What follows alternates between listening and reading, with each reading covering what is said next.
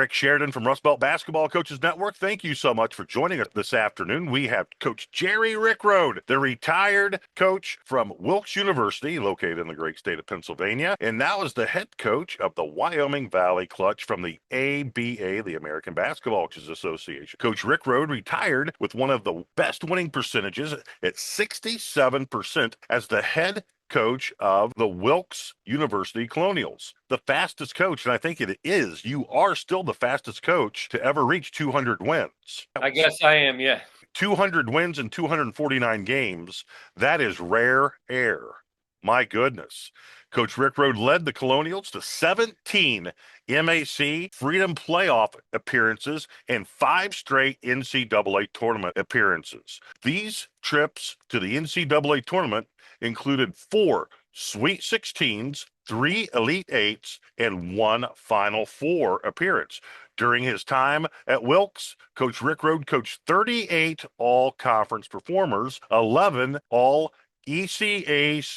players, 6 MAC Freedom Rookies of the Year, and the Dave Jannuzzi, who was the MAC Freedom Player of the Year 3 times and was the Jostens Division III National Player of the Year in 2001. Coach Rickrode was honored by the National Association of Basketball Coaches as their Mid-Atlantic Regional Coach of the Year after the 2000 and 2001 season, 98-99, 97-98, and 95-96 seasons. Previously, he was named the Freedom Coach of the Year on 3 occasions, including 2000 2001. Coach Rickrode was inducted into the Wilkes Athletic Hall of Fame in 2019, and Coach Rickrode has been the head coach of the Wyoming Valley Clutch, a member of the American Basketball Association, or ABA. Currently, the Clutch is on a win streak and is one of the hottest teams in the league. So, Coach, thank you so much for joining us. Thanks for having me, Derek.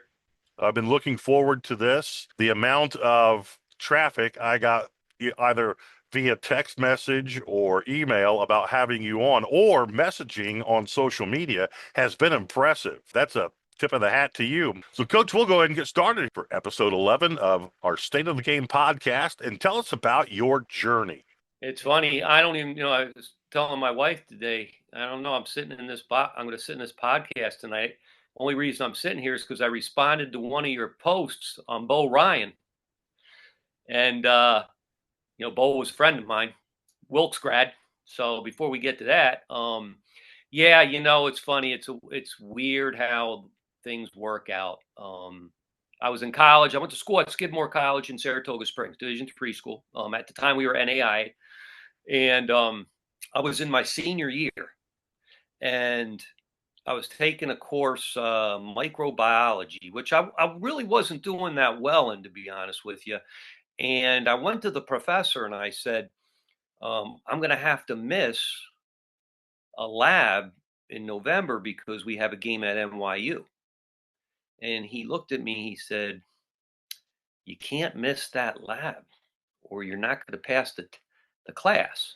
So I immediately went and got a drop bad slip, and I dropped the class. So the bad part of that story is I had to call my mom and dad, and I told them I'm not going to graduate on time because I had to take either that class or cell biology to graduate. They didn't offer it in the spring. So long story short, I finished my eligibility, and I came back to school to finish my degree, and my coach said, Jer, while you're here, would you want to coach our JV team? So I started coaching the JV team. First job I ever had was a JV team at Skidmore College, and then things kind of snowballed. I got the grad assistant position at Ithaca College. Went on and was a full-time assistant at Ithaca and Utica before I got the Wilkes job.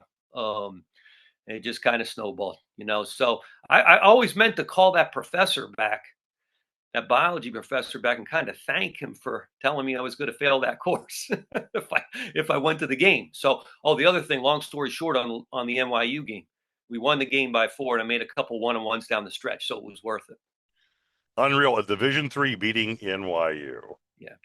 That's great. You would know this far better than I, but the last D3 school, and it might have been prior to your win, but didn't Nazareth beat them at one time as well? I think so. I think I think Jeff Van Gundy was on that team. Yes. Yeah. Unreal. Yeah. So did you ever coach high school at all? No, I never coached high school. I did a lot of camps in the summers when I was in college, and basically I worked the camps just to kind of play in the counselor games, but you're coaching. Um, and then, like I said, it was just kind of a stroke of luck where my coach said, "Hey, you want to coach the team?" And I just started coaching Right. because, and again, I was a biology major. My mom and dad kind of wanted me to do something else, and then the coaching just snowballed, so it worked out. Great. Great. So you just said something that really resonated with me. And when I was young, I was really into, invested in going to the camps myself. Those counselor games were brutal. Man, I loved They're it. Unreal. they're awesome. Yeah. No, Unreal. they're awesome. And one of the things I found out real fast, the guys who were still coaching, but were younger coaches, I mean, some of them were in their 40s, which to me is young, but they could still freaking play. Oh yeah, they love to play at night. Yeah. Yep. I think a funny story on that, real quick, is so I worked at this camp. I think it was between my sophomore and junior year. Pocono Mountain basketball camp. It was called. Ah, Bill That's Foster ran. yes, that's a great camp. Yeah. So I was a counselor there, and I coached the little kids. And then at night you play in the counselor game. So if you can believe it, at that time I really didn't know who they were. I got to know them that week a little bit, but John Calipari was working the camp and Herbie Sendek was working the camp. They were all around my age, and they didn't play a lot in the counselor games. I used to say, why don't these guys play? And they were hanging out with the older coaches. And then I said, oh, now I get it. They're coaching at Kentucky and NC State. I'm coaching at Wilkes. So they were worried about coaching. I was worried about playing at the time, you know? Yeah, Now look where they are. exactly. Well, the other thing I loved about camps, was after we hit the showers from our counselor games and getting around those round tables, man, and breaking out the legal pads Yeah. and just start coaching it up. And you would find at least from my experiences, somebody from Nebraska or even Alaska, one of the camps I worked, and this cat just took the legal pad and he started talking special situations. And the guy from Nebraska was talking quick hitters. And I'm like, this is some of the best stuff I've ever seen in my life. Yeah. And you know what? What's really nice about that, it's funny. I was working a camp up in the Thousand Islands. I don't know if you are familiar with that, up in New York State, upstate New York, near St. Lawrence and all that stuff. So I'm working a camp there. I was an assistant at Ithaca at the time. And it was a year where the Chicago Bulls were in the finals. So it was probably late 80s, right before I got the job at Wilkes, maybe early 90s. And we did this thing at the end of the night, which was a coaches roundtable. Hmm. And they had five coaches that kind of ran the camp. One was like Jimmy Boeheim. And I actually got to sit the table I was at to end the evening. I was sitting with Bob Hurley Sr. Okay. And the bell rang and everybody was leaving to go to the watch the Bulls game. And I looked at him. I said, Coach, would you mind sticking around for a little while? And he goes, this is great. And he had his big book and he opened it up and I'm asking him questions and he was just showing me everything. And it's like, so I learned more like in that hour with Bob Hurley Sr. than I learned in like my first 5 years in coaching. The guy was just so knowledgeable. But the nice thing about it was he was so willing to share everything. I know exactly what that means.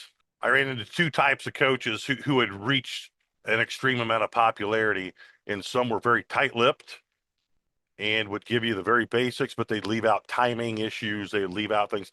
And then you had the other guys who were the guardians of the game who were terrified us younger guys were going to screw the game up and would give us everything and more and just be exhilarated that there was coaches left out there who wanted to spend the time to learn. Yeah. Yeah, I know exactly what you're saying. Exactly. So tell us about your time at Wilkes. Yeah. So I was the full-time assistant at Ithaca College, and my roommate in graduate school at Ithaca College had already become a head coach at a Division III school in Pennsylvania. And I got a call one night. He said, Jerry said, there's a job that's going to be opening up in the conference. It's Wilkes University. He said, the conference is a very good conference, the MAC. He said, it'd be great if you could get an interview. And he goes, but if you get the job, he said, probably make it like a 2 or a 3 year shelf life there because you can't ever win.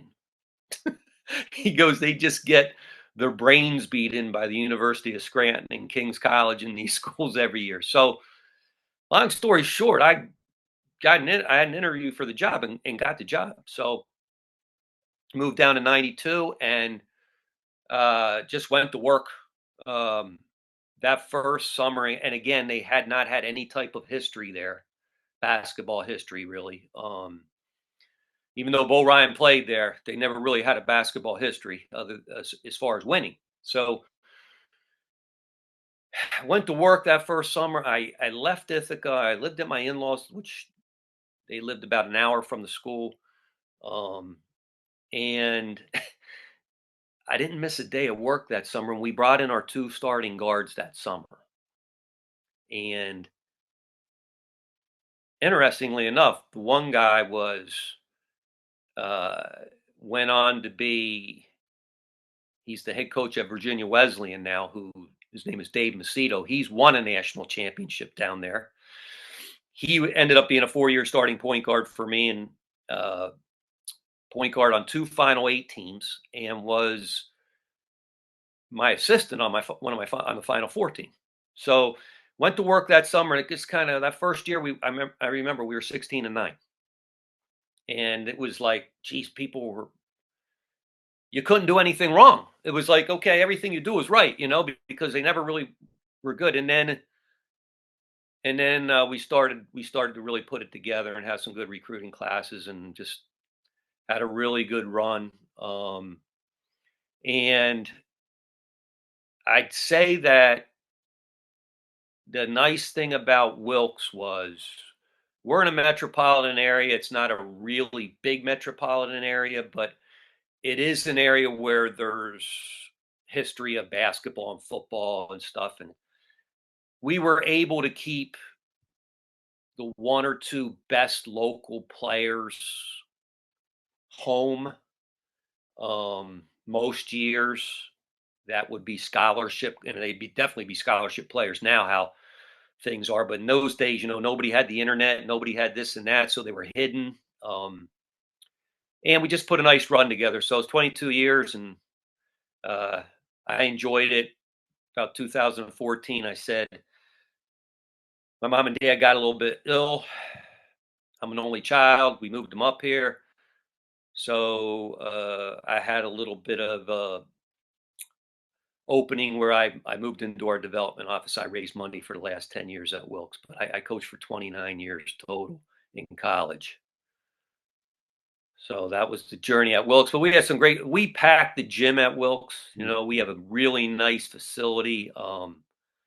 And again, in a lot of those days, there wasn't everything else for kids and people to do. So they came to the games, and we just had some unbelievable atmospheres and so many memories. I can't even list them all. But if you ask me what my favorite one was later, I'll probably be able to tell you.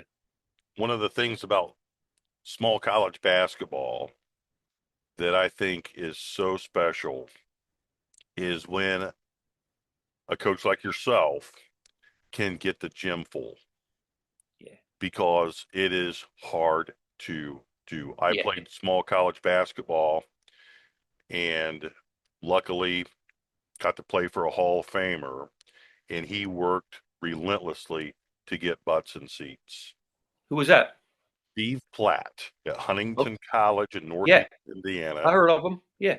Coach Platt, unfortunately, we lost him a handful of years ago to cancer, but he gave us every ounce of whatever he had. Man, he was Could Coach Platt coach today? I don't know. I Yeah. don't know. He recruited a specific type of kid. You had to be a very good listener. You had to be able to follow instructions. You were never in a million years ever going to be asked to play hard.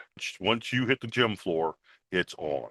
He liked to use the phrase hand-to-hand combat. Really into us motivating himself. He wasn't someone that ever gave us a rah-rah speech. Everything was very, very blunted. But tactically, his strength was putting every one of us in a position to help the team. Mm-hmm. And he had no bones about telling someone not to shoot. You're a screener, Yeah. and you reverse the ball. And by God, when after you screen and you pop up to the top, you better throw it to your team. You But play your role. yeah, play your role. He had that rare ability that I think the best small college coaches have is, and I would even go so far as to say Dick Bennett at the big time level had this ability where they could recruit kids that nobody else really paid a lot of attention to and make them good because they got really good at playing their role very well. Absolutely. Yeah. I'd say Bo was just like that. Yes, exactly, exactly. One of my favorite stories of all time is when Coach Bennett's Wisconsin team made it to the Final Four, and at the press conference, the other three coaches were all asked how many McDonald's All-Americans do you have, and the players all their accolades, and Coach Bennett is sitting there and say, Coach Bennett, he goes, we don't have any McDonald's All-Americans, and he looked down the bench and goes, how many of you guys were all conference in high school? And about half of them stood up. Funny. Yeah. So when you were at Wilkes, what was your thing like offensively? Let's talk with offense Yeah. first. Well, you know what? I can't say that we did something like, let's just say like Bo did at Platteville and Milwaukee and Wisconsin, University of Wisconsin, Madison. He used to swing offense. Didn't deviate from that very much. I mean, he changed it up a little bit with how he initiated it and some of the quick hitters off of it, but he was able to run that system. I can't say that I was really able to do that because I think I always adjusted to the players that we had at the time. We didn't have the same type of player every year. I had a string of guys. In fact, on two of the final eight teams, we were really, really good in 1-2-1-1 pressure, and we do some different things where on make sure in a 1-2-1-1 you're right on the ball, and a miss you're denying the ball and inbounds, and then you're back into a man run and jump type of thing. And we were kind of an up tempo type of team. And we did a lot of motion stuff where it was all reads, very few quick hitters. And people may say, well, that doesn't seem like it's a lot of coaching, but to teach guys motion offense and the reads takes a lot of time. So I would say we spent 70% of our practice on defense, but the other 30% is just teaching motion principles. Mhm. And that those teams were like 80, 85, 90 point a game scoring teams. And then if you go forward to like the late 90s, early 2000s, even the Final Four team, we weren't as athletic, but we had a really good high basketball IQ. We played a lot of gap defense, okay, and offensively, we did have probably less really good players, but we had some that were very good, and we ran a lot of stuff for them. Um, so I can't say that I used the same system every year. I actually ran the swing offense in 2 years because we had a team that was really good posting up at every position. And as I always say, I think the inside outside three is the best three to shoot. You know what I mean? So we really throw it in the post. And that's what's different nowadays in basketball. It's just not that interior presence where you're throwing it into the post all the time. You're picking and popping at the top and you're shooting threes and that kind of stuff. But those teams, we try to really always put an emphasis on getting the ball inside. The 3-point shot was big, but it wasn't as big as today. So we did a lot of inside out stuff. But again, I wasn't able to find a system that I could use every single year. I think some of your defensive principles and stuff stay the same, but we adjusted a lot of our offensive stuff and even our full court, half court defense type of things to the personnel that we had. Very much like a high school coach. Yeah. You When don't know what's coming the next year, and you're recruiting a different class, and you do have certain things you look for in a player, but um, you're getting some different type of players every year. Yes, well said. I love the fact that you said you were a motion guy. I was a blocker mover coach. And I love the fact you said quick hitters, all those things. Anyone who doesn't think that's coaching needs their head examined Yeah, because yeah. that is coaching. That's coaching.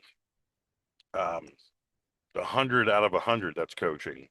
So I always told the guys, Derek, in the motion stuff, and you've heard it from other people, I'm sure, but I still tell my ABA guys, because we run motion. I say to them, what you're trying to do in motion is you're trying to get two guys to guard one. So, you do a lot of practicing on your screening action where, the man that's screening is always going opposite of where the guy with the ball is going, and you're drilling that type of stuff, and that's how you get your pitches for threes or your pops for threes, that kind of thing. Now, you set good screens, and you get into that screening action, and you get two guys to guard one, and then somebody's going to be open. And then if that person's not open, you just got to make the extra pass. yes, I'm going to throw this at you, and there is no right answer, no wrong answer. But for the older people who are on this podcast or will watch it at a later date, one of the biggest, I just had breakfast with two Northwest Ohio Hall of Fame high school coaches who are over 20 years into retirement, but are still adamant about the game. They still eat, drink, and breathe it. And every time we get together, one of the things that comes up is, has the ball screen ruined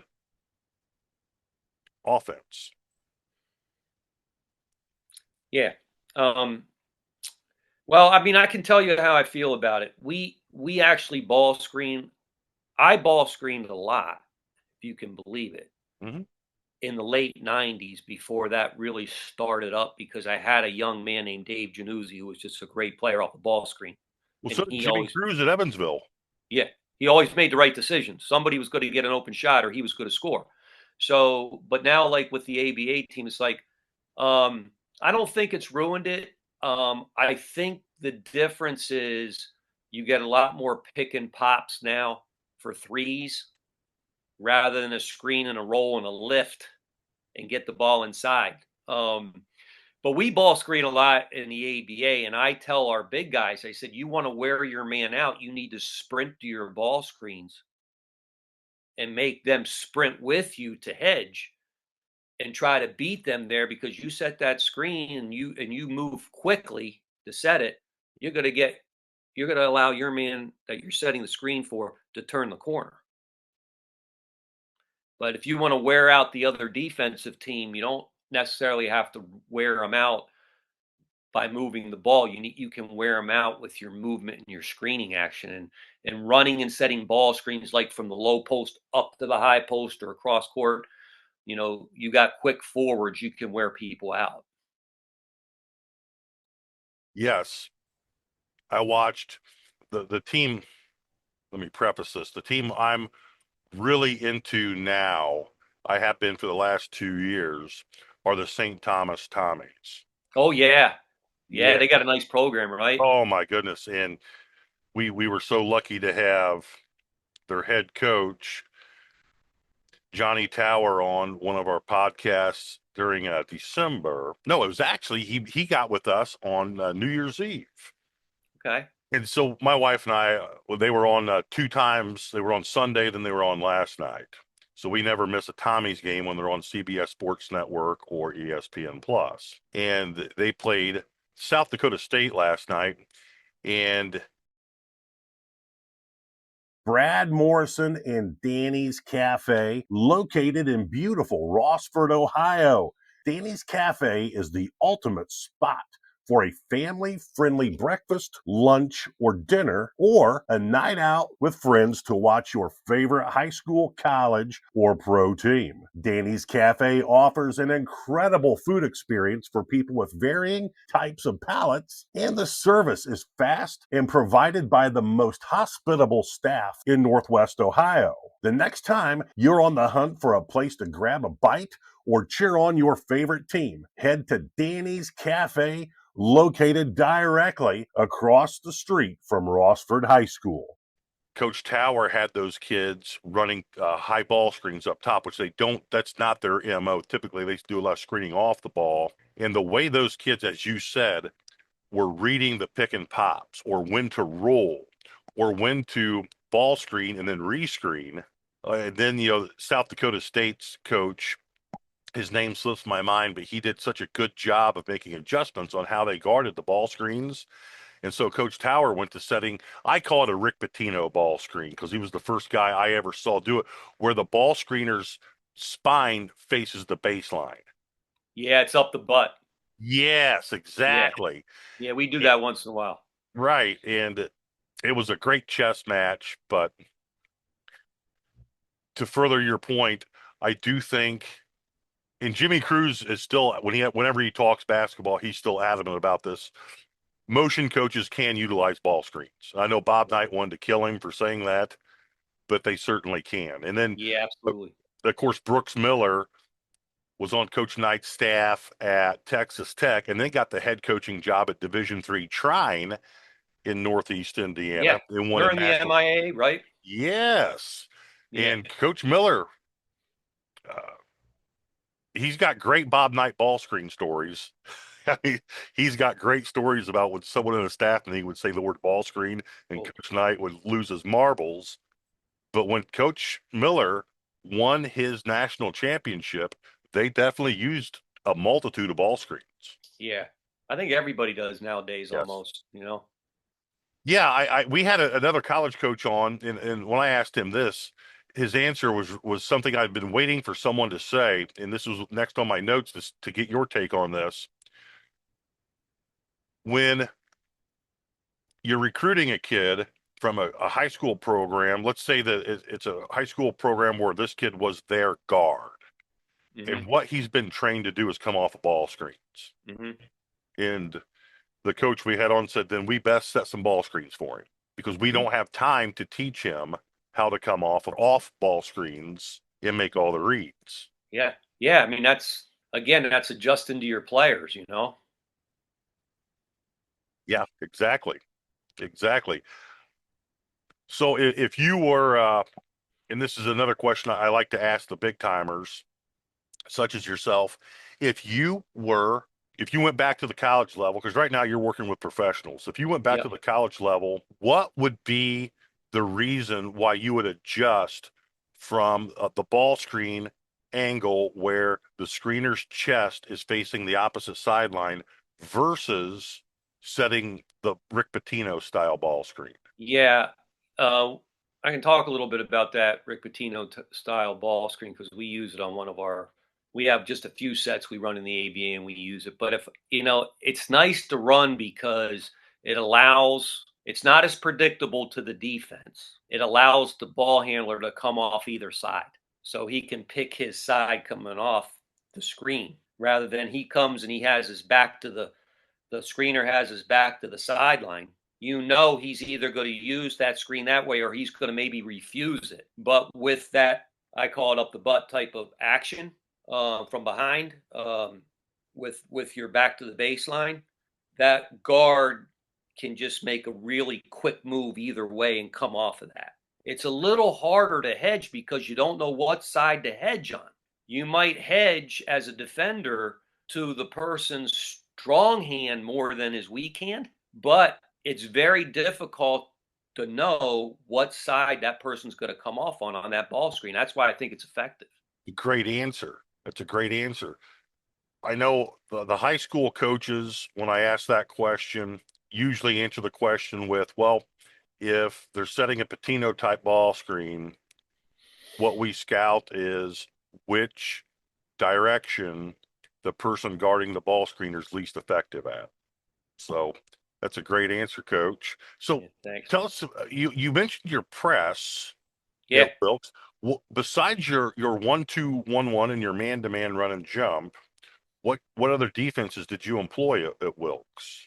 We always, for the most part, I don't want to say always, but a staple of ours was like, okay, out of bounds underneath the basket situations, we always went zone. Okay. And we did that because I always felt teams really practice their man to man out of bounds plays and they don't really practice the zone out of bounds plays much.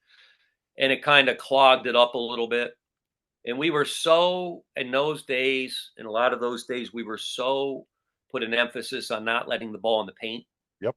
That we clog it up on a 2-3 out of bounds underneath the basket. On the side out of bounds a lot, we'd go man. We'd maybe even deny it a little bit on the side out of bounds and try to push them into the backcourt.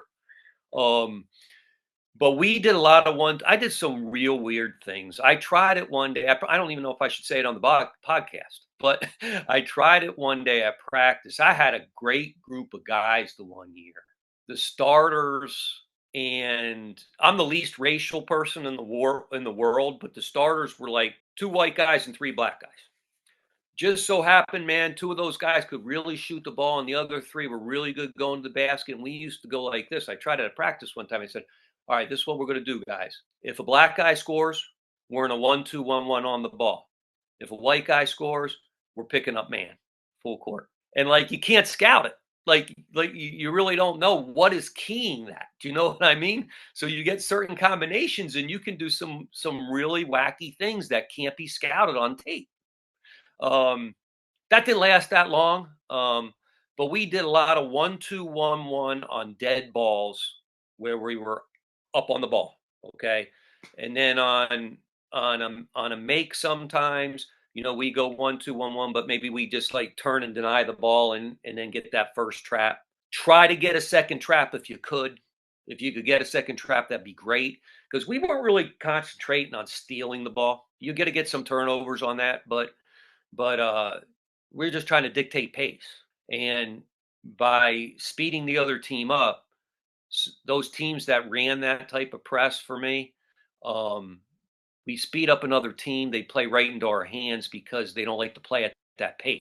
So again, I hate to be generic on the whole thing, but it just depended on who we were playing, what team I was coaching.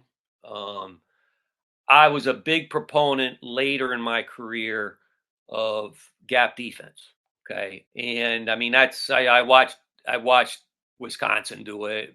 Bennett did it, and we weren't the fastest up and down the floor, but all you got to do is slide 2 or 3 times on the block on the gap defense, keep people out of the lane. And, if you can box on and limit them to one shot, it's a pretty good defense to play if you get good at it. You got to practice it.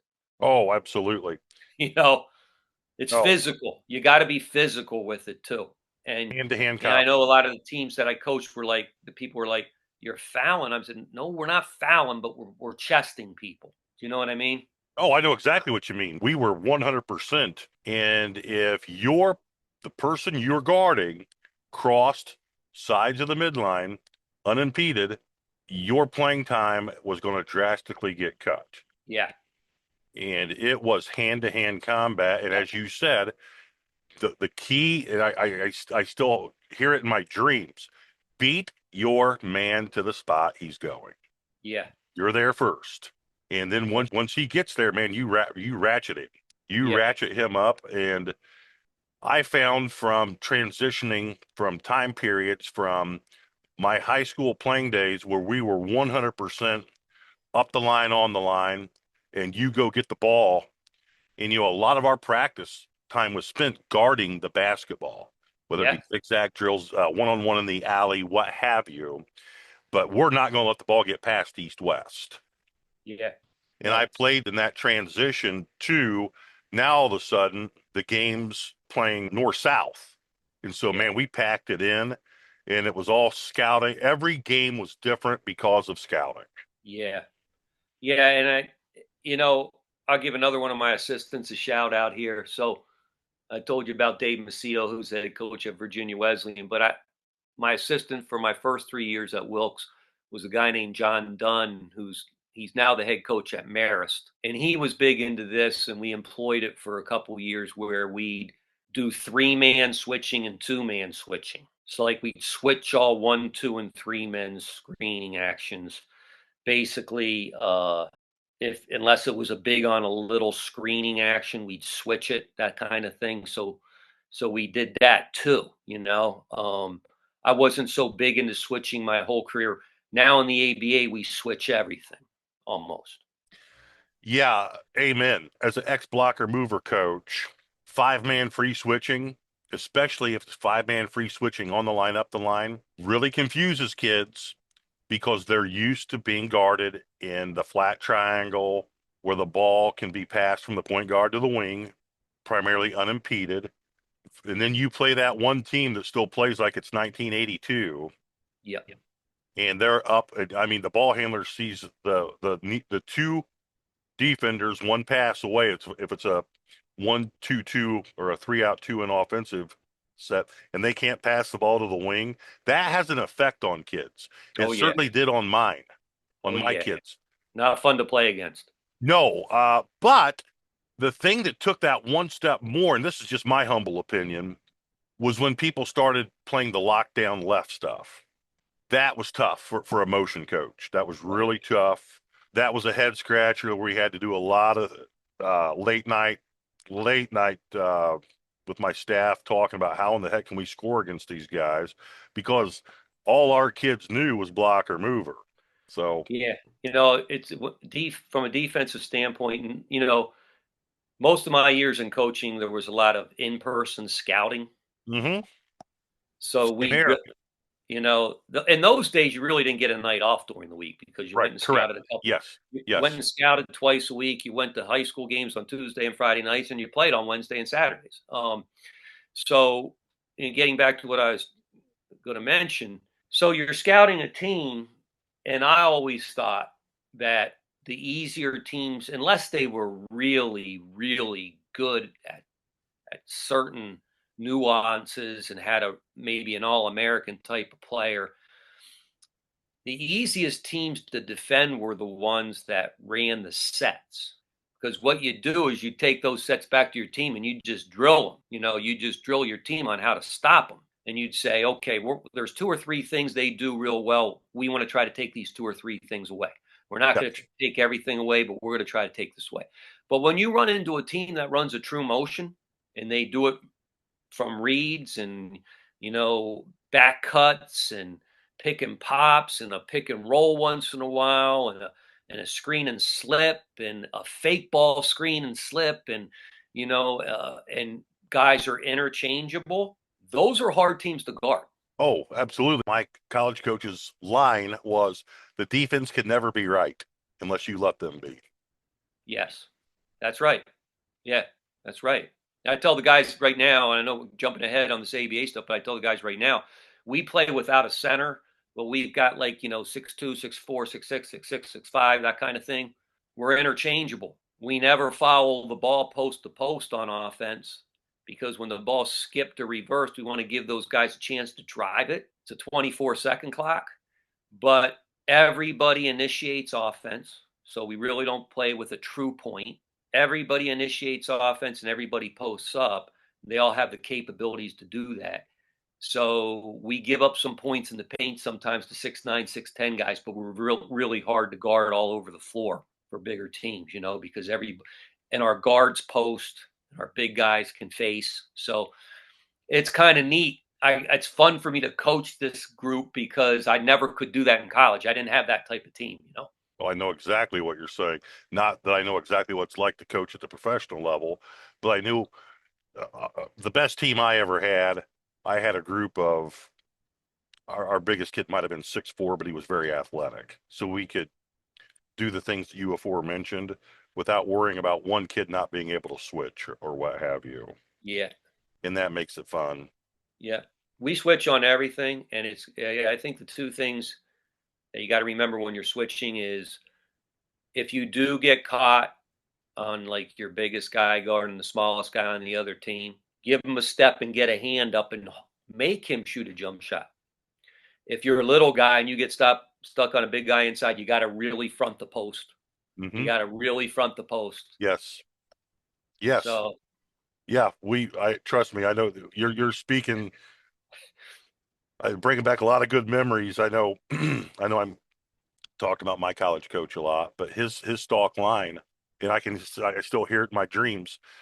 If that cat on the wing or at the top of the key, if they're running some high-low stuff, makes an exacting pass, that has nothing to do with post defense. That's on you. yeah.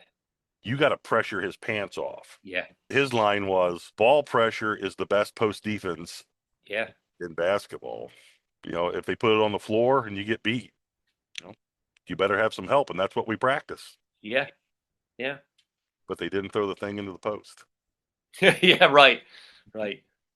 So That's what you always tried to stay away from in those days, is not letting them get the ball into the interior. Yes. The amount of scouting that went into our practices for when the ball did and who was going to double, who wasn't. And then, of course, now your rotations are huge. Yeah. And we're also talking about kids at Wilkes, kids like where I went to college, who have just come off a hellacious day of academics. Right. And now we've got to learn a new way to rotate, all those things. And that's something the John Q. public doesn't see. No. Yeah. Tell us about the kind of kids you recruited at Wilkes. Well, as I mentioned to you, I thought that the local basketball within first of all, I drew a circle about 3 hours, and we'd get kids from New Jersey or Connecticut once in a while, or Maryland, but predominantly the Wilkes-Barre Scranton area, Harrisburg area, Lancaster, York, that kind of hour and a half, 2 hour radius was kind of like our bread and butter. We had to recruit a pretty good student athlete. We had to recruit a pretty good student because in things as time went by, as everybody knows, the cost of college is ridiculous nowadays. Better the student, the better merit money they got. So we tried to recruit good students. I don't want to say that I got locked into recruiting any single certain type of player, but we did recruit a player. I tried to recruit a player that was in it for the team and didn't have all the individual goals, although I don't think it's wrong to have individual goals. And they were more team oriented. Their high school coach spoke highly of them. They were respectful to their parents, those kind of things. We try to recruit those kind of people. And I think, it's funny, the Final Four team there, which, by the way, our Final Four team, we got our brains beat in by a team from Michigan in the Final Four. Hope. Yeah, they're good. Yeah, they were good then. But anyway, that Final Four team, I think 4 of the 5 guys were deansless students in the starting 5, and we had a pharmacy major at Wilkes, which was kind of unique. We recruited into that because not a lot of people had it in those days, and I got some really good players through that. But again, they had a lot of work to do in school, but we recruited good student athletes and had a really, really good track record of graduation. So didn't have to worry about some of the other things. Well, that's worth its weight in gold. Yeah. I mean, the nights, the sleepless nights, if you have sleepless nights worrying about guys going to class and getting the grades and that kind of thing, you got enough sleepless nights as it is worrying about basketball. You got that right. A+. I love the fact you said you drew the three and a half hour circle. Yeah. We also had Kevin Broderick, David Nyland. Kevin Broderick's at Nazareth now. I know Dave well. Oh, he's a great guy. My Penn gosh, State what Barron. Yeah. a great guy. Yeah. Oh, Dad was a good coach. yes. My humble opinion is the most underrated college basketball coach in the country. Oh, he does a great job. Oh, he's super. And then Mike McDonald at Damon. Yeah, they're doing really well. Oh my gosh, he's got a machine there. But all three of those guys said the exact same thing. We're going to draw that circle, and that's going to be our who recruit. For an athlete, few things are worse than having to compete on a slick surface. Well, my friends Tom Rose and Matt Olin have solved this conundrum by creating Grip Spritz. Grip Spritz offers a wide array of shoe-to-court traction products that are not only highly effective, but also affordable, easy to use, and easy to transport. It's no wonder Grip Spritz has become the official traction solution for the Ohio High School Basketball Coaches Association and the National High School Basketball Coaches Association. Take it from me. If the OHSBCA and the NHSBCA are making Grip Spritz their official court cleaning product, Grip Spritz simply has to be the best on the market. Saw Kevin Broderick play when he was in. I was coaching at the time. He was the point guard at Nazareth. Yeah, well, you saw him play in college. Yes. Okay. And then he won a state championship. He won a state championship. Yeah. And then Dave's boss, Brian Streeter, the AD at Penn State Barron, is a close friend of mine. Okay. So we both were grad assistants at Ithaca College. Okay. He coached for a long time, Brian, before he became an AD. So Okay. yeah. Dave coached with John Beeline. All three of those guys did. Is that right? Okay, yes. Yeah. At Canisius, I think. Canisius and Lemoyne. Lemoyne in Syracuse. Yeah. Yep. Yeah. And now I think Lemoyne's jumped to Division I. They did. They're not in that Northeast 10 anymore, Division II. Well, they were one of the few Division II schools in kind of like Western New York, Central Western New York for all those years. And again, I went to Ithaca and worked at Ithaca, so that was like an hour from us. Okay. And then Utica is in that same ballpark? Yeah, so Utica is it's probably about 50 minutes from Syracuse, in between Syracuse and Albany, closer to Syracuse. I was there for 1 year. Really, that was my first real assistant's job. After I got my master's degree, I worked for a guy named Eddie Jones. It's probably one of the best things that ever happened to me because he was a relentless worker and he was a New York City guy. So he'd send me down there recruiting a lot. So I got to know New York. And he was a great mentor. So I did that for 1 year and then got the full-time position at Ithaca. So I spent time with Larry Costello at Utica. I don't know if you remember Larry. Absolutely.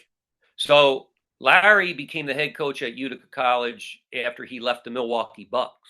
And then they decided to make Utica College Division I at the time. Funny with Larry is I had a session with him one day in the gym, and I'm rebounding for him. Larry shot the two-hand set shot. He was a great player. I don't know if you know, Larry was a great player in his day. And it was like swish, swish, swish, swish. But yeah, he coached that 1971 Milwaukee Bucks NBA championship team. I had forgotten about that. Yeah. I had forgotten all about that. Unreal. So are you familiar with Howard Garfinkel? Oh, yeah. It's funny you said that because yesterday I was talking to somebody how things have changed. Now there's so many AAU things and you got the hoop group and you got all this stuff now. Well, back in the day when I was a young assistant, the place to go was 5-star. And we had a 5-star right here near Wilkes-Barre. It was in Honesdale. And Howard Garfinkel ran it. Tom Konchowski ran a scouting service for it. But you could see the great players went there 2 sessions a year. They went in June and they went in late August. And you could see the best. We were there recruiting Division IIIs, but you would see the best Division I guys there. There wasn't so much exposure like there is now. Yes, Howard Garfinkel was famous for his two-hand set shot as well. Is that right? Yeah. Okay. I never saw him do that. Okay. Oh, the kids would start yelling, "Shoot, shoot, shoot!" And Garf would get out the foul line or something and shoot that two-handed set shot. He was their camps at 5-star in those days. Not only did I think when I used to go watch as a young guy in my mid-20s, I thought that they did the best station work with the kids. Station 13. Huh? Station 13. Yep. They did the best station work. And then the other thing with 5-star is they had great speakers at the midpoint during the day all the time. They had great speakers. Coach K, Bob Knight. Yeah. Dave Odom, you name it. Yep. Patino. Of course, Yep. when I was a kid, it was invite only. Right. And I got invited to go to Radford. Oh, yeah. They had a 5-star, right? Yes. Yeah. And just the Gene Cady, I would walk past somebody's like, oh, that's Gene Cady. They were just there walking around. Another one, Judd Heathcote. Oh, yeah. Yeah. So, yeah, you'd see all those guys at that. You don't see it now because it's just, there is in person. They just have different rules, and then so much is done over the web and everything else. And, you go to hoop group stuff and you still see guys, you see a lot of low D1 guys and D2 and D3, but just a little different now. But I saw Bob Hurley Sr. speak at 5-star. And it was funny. I'm going back to that story I said when I got that round table with him. I had seen him a couple years before that round table, and he had Bobby and Danny with him. They were still playing. They were playing for St. Anthony's, and he had them with him, and he did a 2-man workout and showed us what he does with those guys. And when I saw Bob Hurley Sr. at the round table a couple years later and asked him to talk, I said, "Hey, I saw you do this drill work with Bobby and Danny." He turned right to it. It was great. There was a time where Archie Miller, when he was a kid, and he could dribble 3 basketballs at one time, and he was a prevalent fixture there. And then, do you remember in those days Austin and George Lehman? Oh, sure. They were great to watch. They were there. George was the shooter, and Austin was the ball handler. Yes. And you hit the nail on the head when you said times have changed. One of the people, high-end high school coaches, and the reason I say high-end is he's got players in the NBA now. Yeah. And his last player to go to the NBA also played at Duke. And I said, what was it like meeting, Coach Shire? Because I never did. I talked to the assistants, and then I got to talk to Coach Shire on the phone once. And once he signed at Duke, then we got full access to practices and pregame meals, postgame meals, whatever. But he goes, I never did get to meet him in person. Wow. So it's changed. Wow. Yeah. It's changed. I can remember when I was coaching in Northwest Indiana, just underneath Chicago. I mean, we could have hit a 7-iron from my high school to Comiskey Park. And Rick Majerus was there all the time recruiting that part of Chicago and Northwest Indiana. So he was, just very well thought of in that area. Yeah. But from what I understand now, those big time, huge in Division I guys just don't do that anymore. Now, no. I've heard Tom Izzo still does. I could believe that. Yeah. I heard Fran McCaffrey still wanted to meet the kid. Okay. And he's now at Penn. Right. Yeah. Yeah. Okay.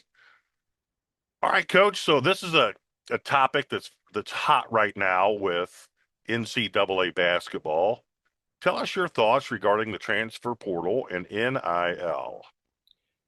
Oh, boy. I tell you, I hear a lot about it from friends and guys that are coaching, and it's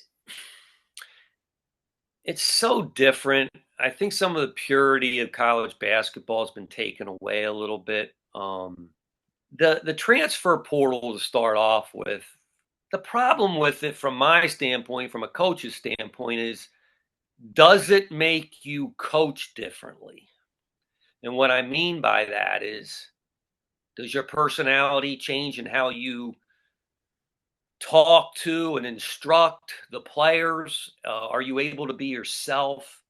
Are you able to, geez, don't want to look at somebody the wrong way? They may go in the transfer portal. Do you know what I mean? The problem with it is they're allowed to just transfer and not sit. Or pay the money from NIL back. Right. So they can play for, 4 schools in 4 years or whatever, and maybe be searching for the bigger dollar every year, or just trying to find a place to play. And you never really get to make guys better from their freshman year through their sophomore year through their junior year. Now, on the flip side of that, the thing that I think the NIL could help, if you can believe it, you might get guys staying in college for 4 years now because they're making more money in the NIL than they would if they got drafted. Because those guys that don't get drafted in the first 14, 15 picks aren't making as much money as they would if they're in the NIL. So you might get more 4-year players. I don't know. But it's a shame how kids can get, when I coached, there was rules that you can't talk to a player on another team. You had to get a release. Okay. And what I used to do is I used to call the other coach and say, look, I got contacted by one of your players. I want you to know that, Nowadays, you don't know what's going on, and guys can just get plucked from one team to another. And I don't think I'm not in favor of it, to be honest with you. I'm not in favor of the portal rule where they just can transfer and not sit. I'm with you. You're the first person to say this. If I have to tiptoe around a kid to keep him, I don't want to do that. That's not my personality. And I did hear a story from a coach from the Big 12. I didn't hear it from him. I heard it through hanging out with a bunch of assistant college coaches one night at a B-Dubs. Mm-hmm. They were very professional. They didn't say the coach's name. Right. But you know better than anybody. If you want to find out what's going on, the assistant coaches, they've got the heartbeat of what's going on. So anyway, practice starts, and the head coach lights this kid up for not boxing out. And the kid turned around and looked at the coach and walked over to the water cooler. So the assistant coach, they don't want to stop play, subs the kid in. And the assistant coach goes over, one of the assistant coaches goes over and talks to the kid. Kid's disinterested. And of course, the head coach now, who's they said was a type A personality, get the heck out of here, whatever. Well, the kid didn't show up the next day. He just left. And the players told the assistant coaches that I've never had to box out in my life. I'm not going to do it for this guy. Tough pill to swallow as a coach. And I just, maybe it's my weakness. I don't know if I could coach in that environment. I don't think it's weakness. I couldn't. No way. How are you doing a kid service? How are you doing that kid anything good to help him in his adulthood when he ever does have to face adversity? How are you doing that kid anything impactful for that kid to when he gets under extreme workload, if he ever would get a job, which eventually everybody has to do that, that's hurting that kid. Yeah. It's funny. I was just with one of my good friends who's remain nameless. He's a head Division I women's coach. And we were talking about the NIL and the transfer portal. Okay. And he told the story. He goes, it's unbelievable. He goes, I got this player's playing on this Big Ten team this year. This player's on this team. He said, but he goes, player came into me last week in the office and said, I've put my name in the transfer portal, coach. And he goes, well, why did you do that? I saw you the other day on campus, coach, and you didn't say hi to me. You ignored me. And he said, well, maybe was my mind on something else or whatever. It's just, it's just like, if you got to walk on tacks. Oh my gosh. Coach, I can remember we lost a game we should have won. And we all went to Target. The guys, not all the kids, but the guys in my immediate, group on the team, guys in my class, whatever, went to Target to get deodorant or shampoo, whatever. And Coach was in the Target, and he walked past us, and he looked at us and made us feel like we were going to crawl under the counter. He certainly didn't say hi. He was mad. He was pissed. And you know what? We got in that locker room the next day before practice, and we may let it be known we're going to come out of this locker room like warriors, and we're going to talk it up, and we're going to get things done today, and we're going to straighten this out, or Coach is going to run us until none of us have ears left. Yeah. And that made us better. It made us better as a team. Yeah. I mean, I don't think, and you ask about specific times, it's like, I remember my first year at Wilkes. And like I said, they never had a history. And then the first year, we had to win one of our last couple games to make it to the conference playoffs. And we played a team that was pretty bad, to be honest with you, and didn't play well. In fact, played poorly. But my two guards strokes a three at the buzzer to win the game. And it was like complete jubilation by the guys that they made the playoffs and this and that. And they went down to the locker room, and I was walking to the locker room, and I looked at my assistant, and I said, just make sure the ball rack's out here. And I went downstairs to the locker room, and I said, hey, guys, congratulations on making the playoffs for the first time in like 10 years. Good win. Now get your stuff back on. We're going back up and practicing. Yeah, right. Now, you can't do that now. Right, exactly. You can't do that now. Guys will say, I'm not going anywhere to practice, coach. I'll go in the transfer portal. You know what I mean? I mean, so it's just like you can't be yourself. And, it's funny. I thought that it's funny. Like that was one of our best practices of the year after that game that night because we were really into it. And the guys were scared, can't do that stuff anymore. No. And what that has created, in my humble opinion, being an educator for a long time, is people talk about the anxiety kids have. The kids have anxiety, have all these things. And this is just my opinion. I've never read this, nor has anybody ever said this to me. This is just an observation I've made over the last 15, 20 years. A lot of these kids have these things because they've coasted through with low expectations. And then when they do get in a scenario where there are expectations, and yeses mean yes, and no's mean no, and there is no late work accepted, they freak out. Take it or leave it. That's just how I see it. Yeah.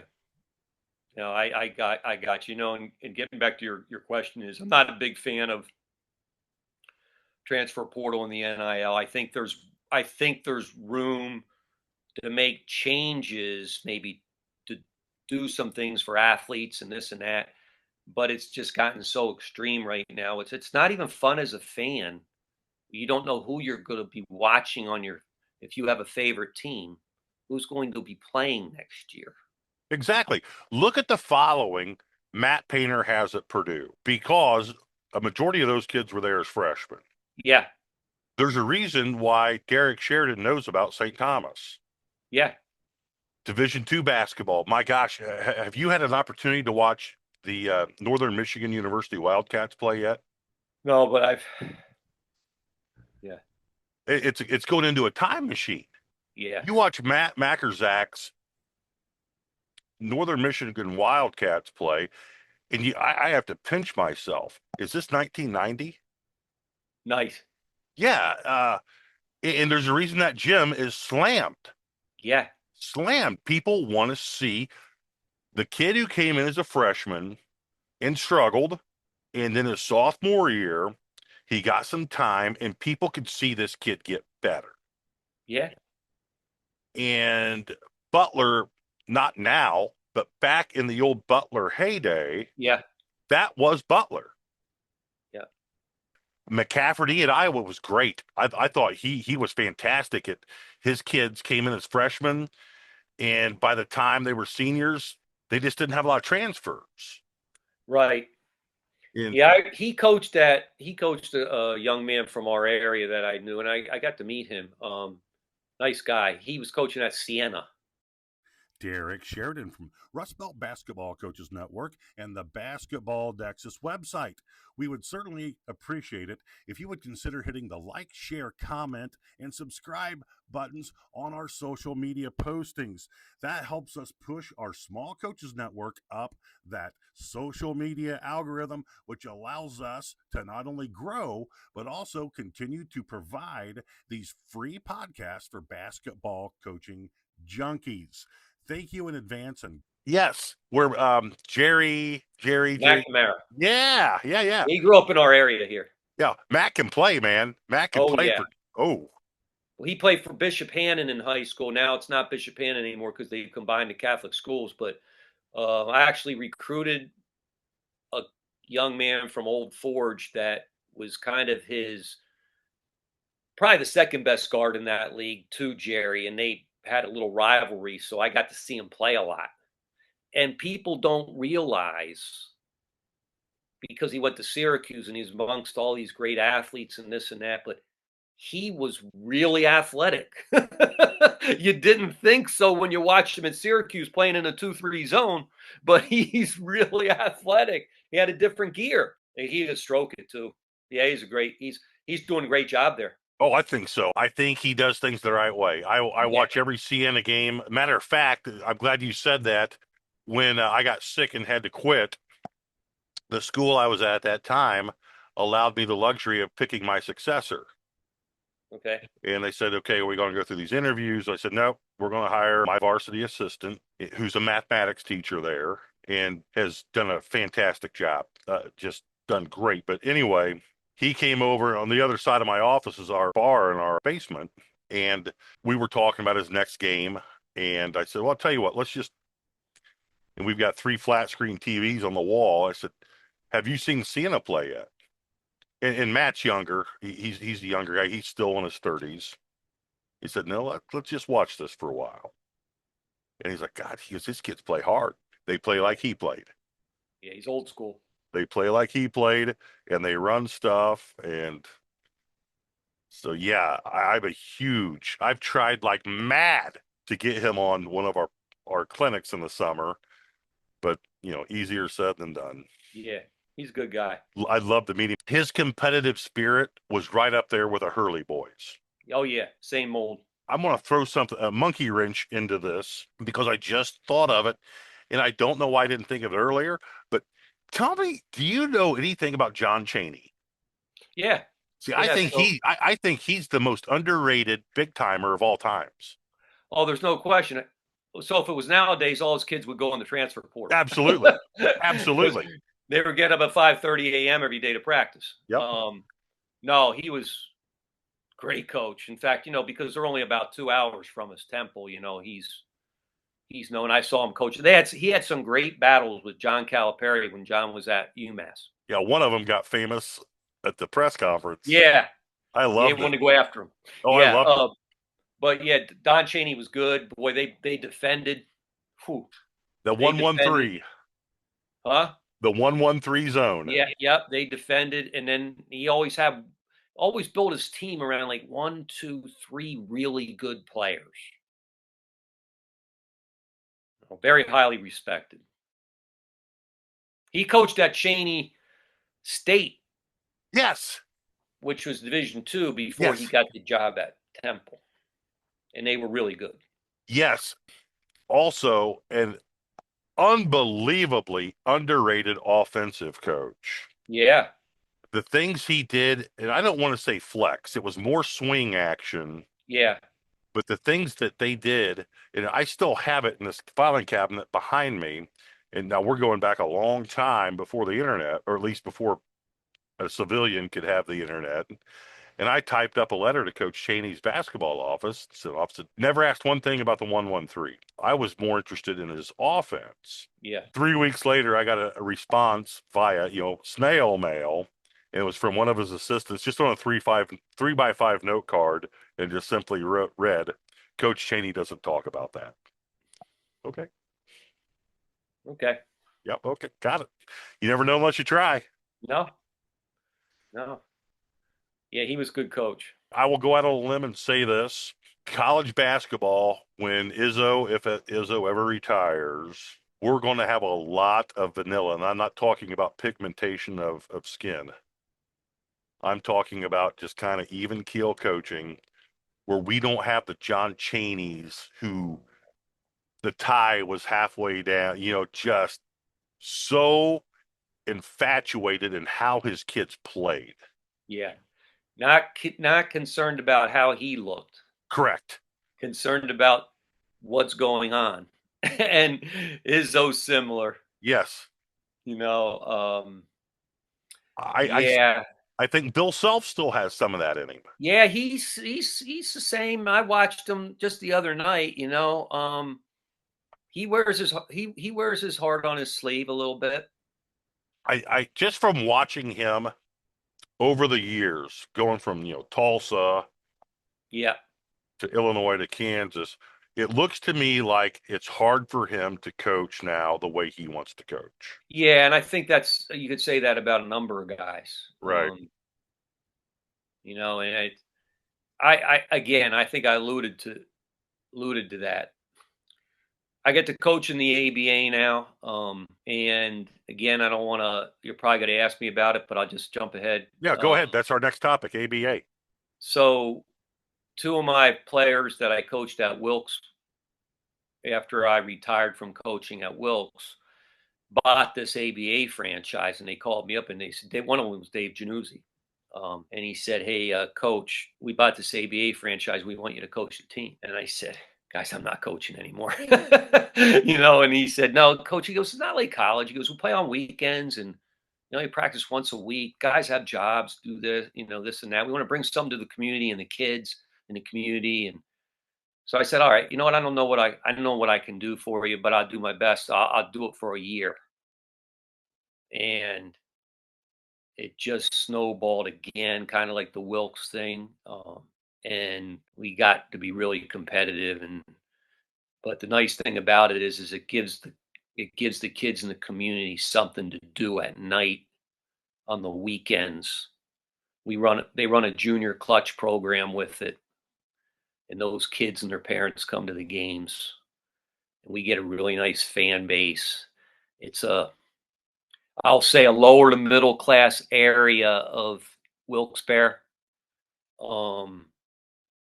It's a tough place for teams to come into play.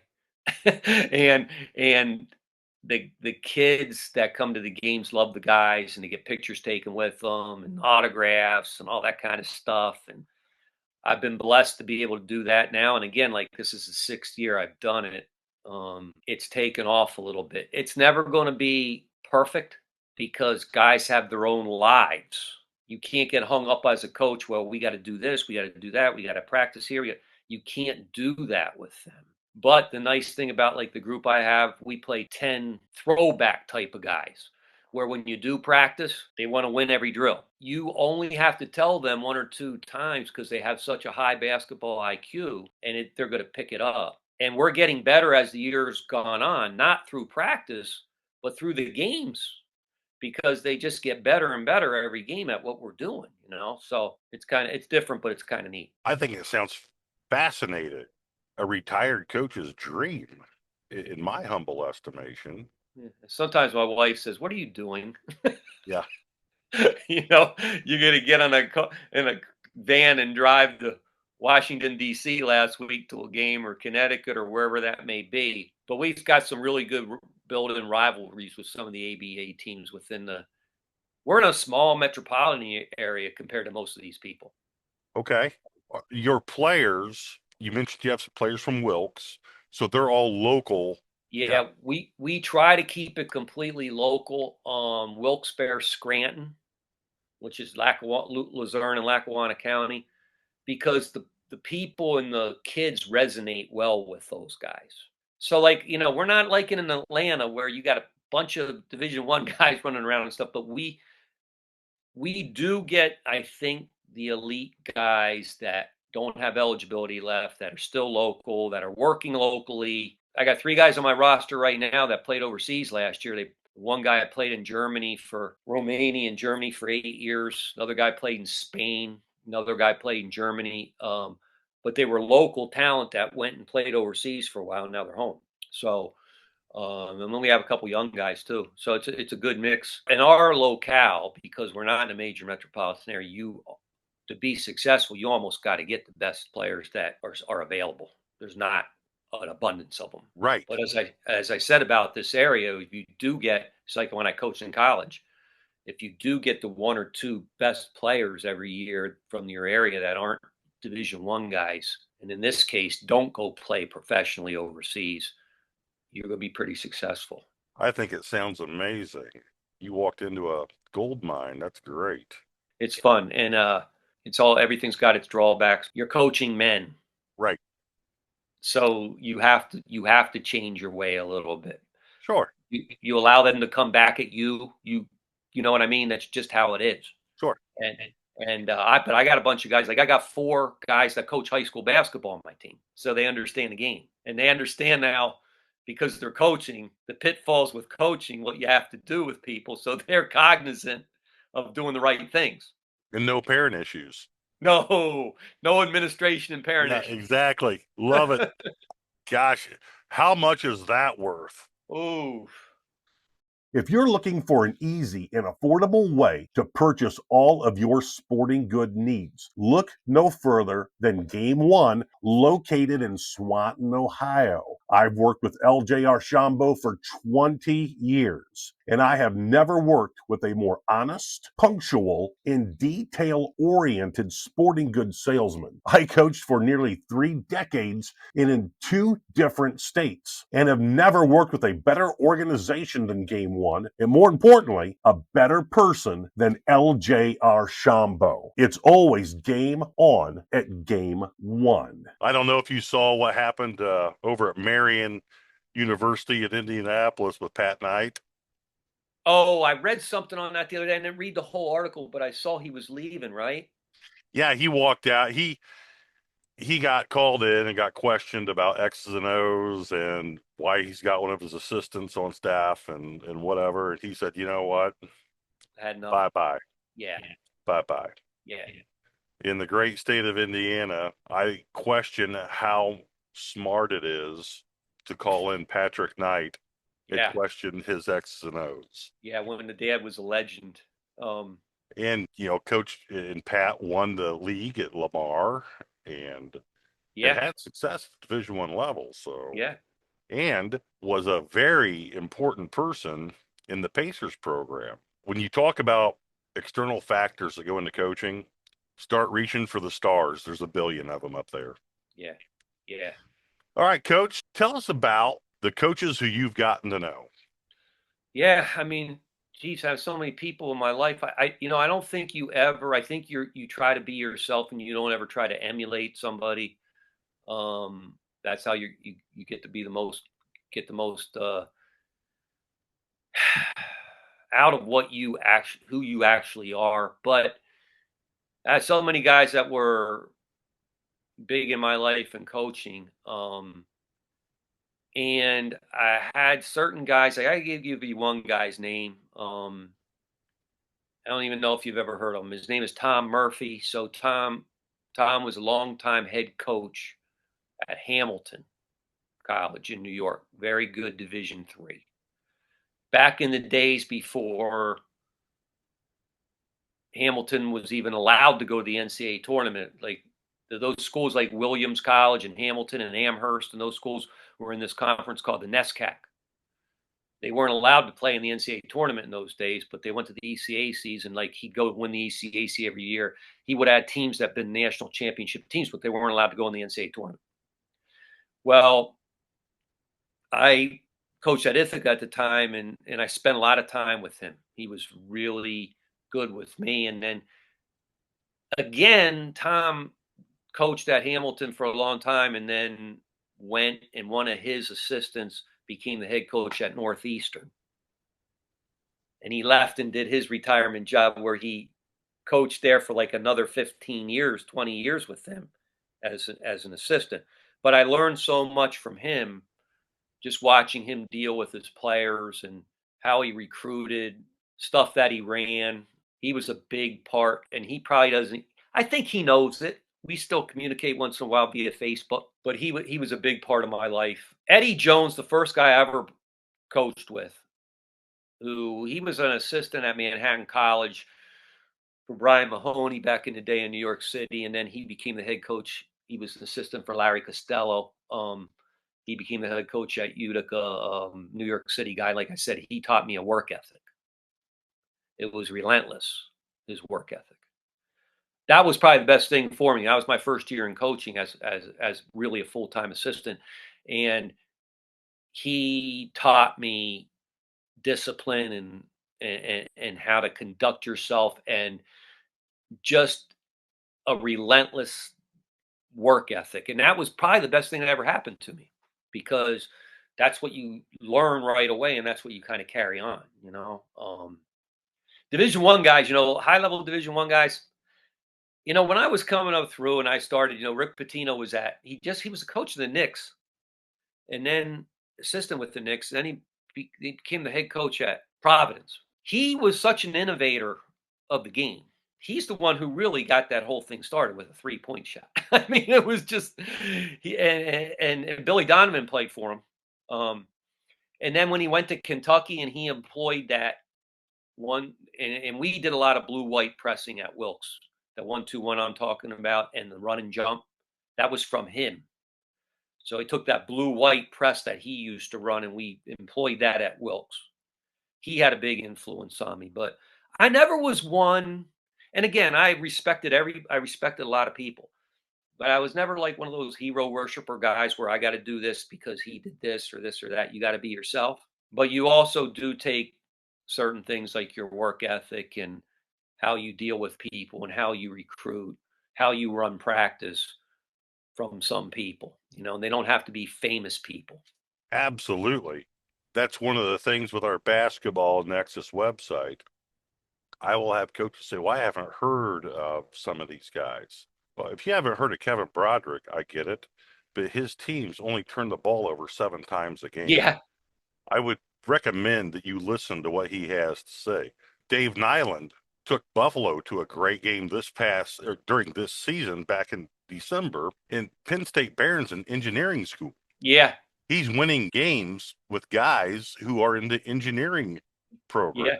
Yeah. This is the big difference between, and this is just my opinion, not that I can give you anybody else's opinion.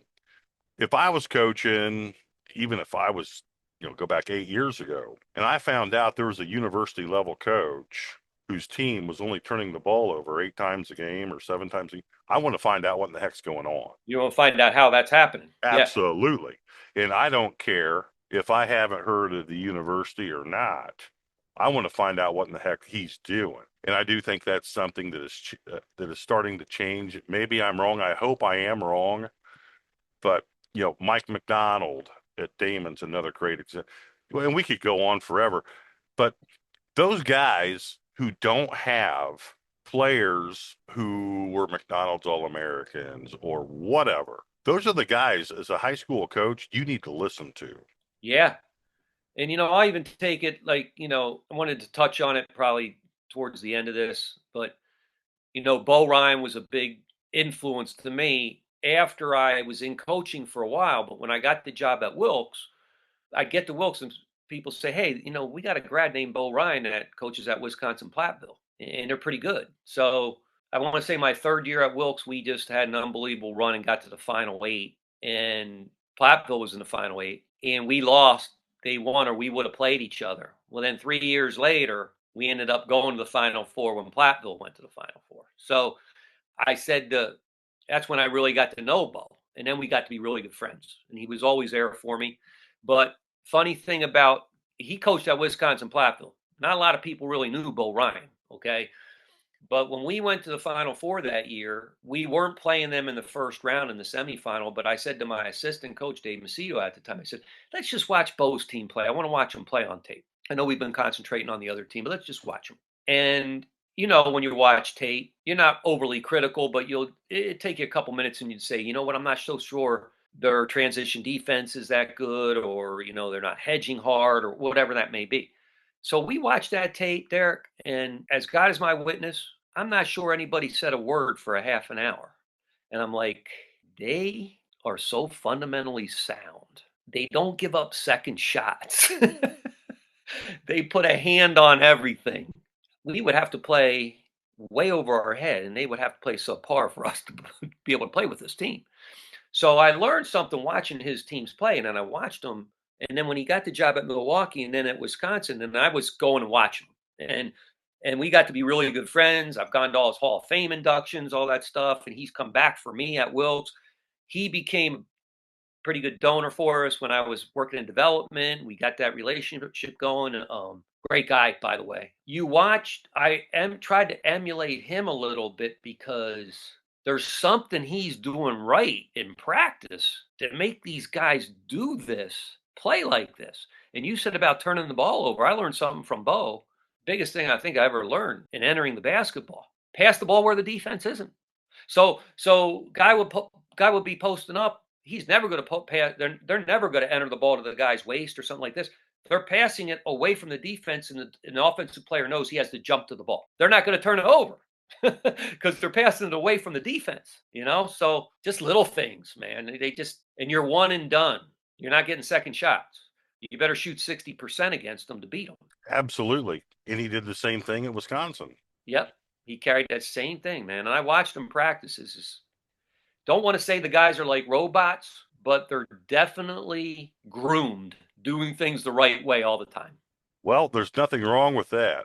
No. You show me a corporation in business America that always exceeds expectations, and that's the commonality. What's your favorite memory of coaching? It's funny. We had a situation at Wilkes in 1998 where we got to host the round of Sweet 16 and Final 8. And it was ourselves. We played Rowan, and Catholic played Hunter. And it was probably the best night in Wilkes-Barre basketball ever, where the fans came. First of all, we had a packed house, 3,500 people, in both the Sweet 16 games went to double overtime. And then we were fortunate to come back and win in ours. And then the next day we played in the Final 8. You don't get any rest in Division III. You play the next day.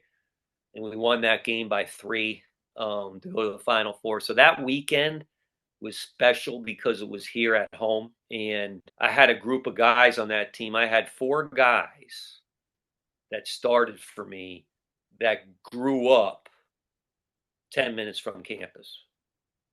They just brought, the whole town came to the game. You know, the whole city came to the game. So that was pretty special, I think. We had another situation 2 years before that where we were in the NCAA tournament at home, the second round, and we were down by 8, I think, with 43 seconds, and people were leaving the gym. And I had my backup point guard in the game, and we ended up tying the game on a 3 by him at the buzzer. I think he made 3 or 4 threes, and we were just fouled, and they'd make 1, that kind of thing. It went into overtime. Then he scores, and this is a backup point guard. Then he scores another 17 in overtime. This was to go to the Sweet 16. And ESPN, we were on ESPN Sports Center. So it was pretty neat. That doesn't happen often. Small college, you know? No. So it was kind of neat. I never forget, they started off the thing when you get on Sports Center. It said, anything Reggie Miller can do, Jay Williams can do better. And then they go to the Wilkes game, and you know, it was kind of cool. And I still see Jay. He still lives here. He's a pharmacist in our area. So those kind of things. I think just having the guys. I mean, I'm on text dial with most of my former players, so that's special. It is. It's a great, surreal story. Unreal. All right, Coach, we're going to wrap this up with just a couple more questions. Who are you listening to? You're on a drive. Who are you listening to? You mean the radio? Yeah. Who are you listening to? You know what? I'll be completely honest with you. I'm not a big radio person. I don't listen to the radio that much at all. I kind of, when I drive, that's my time to think. Okay. So I do a lot of thinking when I'm driving. When I used to recruit too, I wasn't a big music radio guy when I was Okay. driving, but I do a lot of thinking. And I Okay. used to say, you know what, I'm driving right now. Let me try to get something done while I'm driving. Sure. So I'd be configuring what we're going to do or this or that. You know what I mean? Thinking about this or that. And I always did a lot of thinking when I drove. Makes perfect sense. You're on the treadmill. Who are you listening to?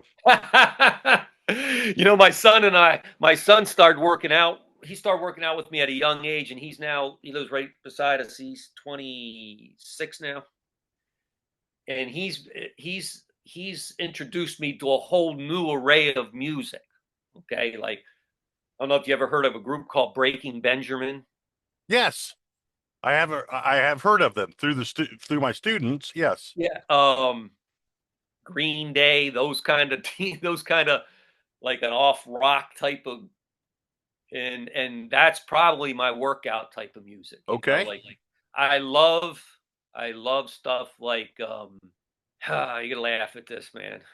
The old Aerosmith stuff. Oh yeah. Hey, my favorite album of all time is Aerosmith from 1972. Yeah. That, in my estimation, is one of the best, most underrated albums of all time. You got Walking the Dog. Yep. The old Rush stuff. Yeah, well, sure. Yeah. So Rush was always, for me, when you're working out, Yeah. Neil Peart was the drummer, probably Yes. the best ever. Yeah. You know, that's the kind of music I listen to when I work out, though. All right. So you've got a night off with your wife. What are you guys watching? It's funny. We don't watch a lot of TV, but we did get hooked on this Netflix series and found out once we started watching it was 7 seasons. It was like 117 episodes, but it's something called the All-American. Okay. About a football player. Okay. Okay. I'm not familiar with this. Okay. Okay. He's a young man that was from like Crenshaw, Los Angeles, but then left and went to Beverly Hills High School. Okay. And it's really neat. It's pretty good. And it's funny. I said to my guys in the van the other day on the way home from DC, I said, guys, did you ever hear this Netflix show called All American? And they said, I'm writing it down. Coach, we all watched it. Okay. Okay. All right. Last question. Who are you watching in regards to college basketball Right now?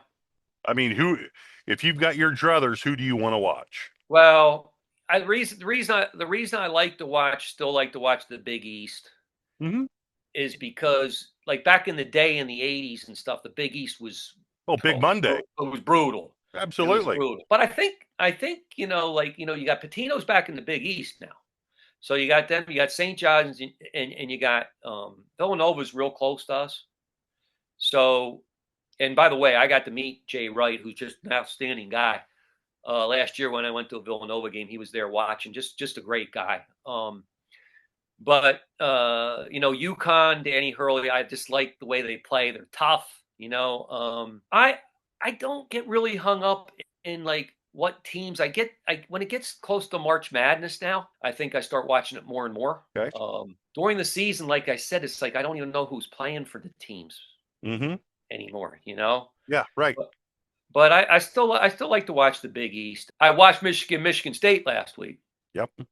That was a fun game to watch. I thought Michigan State was going to come back and win that game, but Michigan's pretty good. Yes, they are. I watched the Big Ten a lot when Bo was coaching at Wisconsin. Yes, absolutely. As did I. Anyone who was a purist in the game of basketball paid a lot of attention to those Bo Ryan games. Well, Coach, this has been great. I certainly did not mean to eat 2 hours of your life. Time flies when you're having fun. Yeah, 6:55. Okay. It's been great. I've thoroughly enjoyed learning from you. I couldn't wait for this to happen. I have so much respect for you and what you've done through your career, and you're just one of those guys who, from my days of coaching, for example, in Northwest Indiana, you walk into a mom and pop place and you find out Jerry Rickrode's in there, and before you know it, you've got a pocket full of napkins with Yeah, 100 different place. things written down on them. It's just been exhilarating. It's been great. Thank you so much. And I did mean 100% what I said yesterday. We will get together once your season ends, and we'll Okay. get you on a clinic, and we'll get you on a whiteboard or whatever Yeah. you have, and we will just start Xing and Oing, or you will start